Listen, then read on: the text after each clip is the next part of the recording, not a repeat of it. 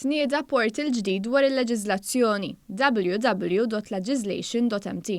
Sit elettroniku li sieħu post Justice Services u jista' jintuża mill-pubbliku, mill-amministrazzjoni pubblika u minn dawk kollha li jaħdmu fil-professjoni legali. Is-sit huwa amministrat mit-taqsima leġislattiva fih dan l-Uffiċċju tal-Avukat tal-Istat. Il-website inkludi għatta karatteristiċi moderni u ġodda fosthom li ppublikar online tal-liġijiet konsolidati, atti legali, avviżi legali u bylaws moderni.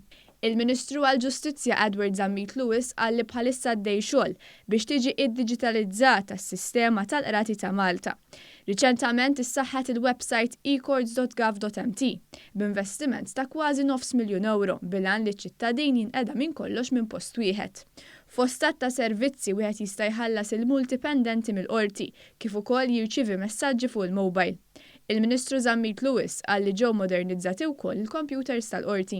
Din hija parti mill-istrateġija diġitali tagħna li nagħmlu l-qrati tagħna iktar aċċessibbli, li nagħmlu l-qrati tagħna iktar citizen friendly. Din hija t-triq il quddiem.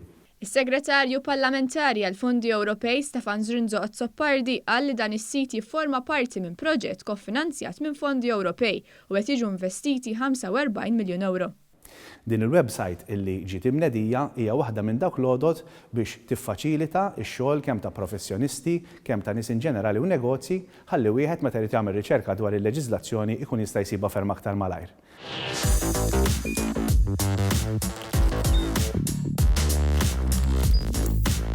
Idħol fuq one.com.mt u hemmhekk tista' tara l-programmi kollha li jxandru fuq One permezz ta' One Play.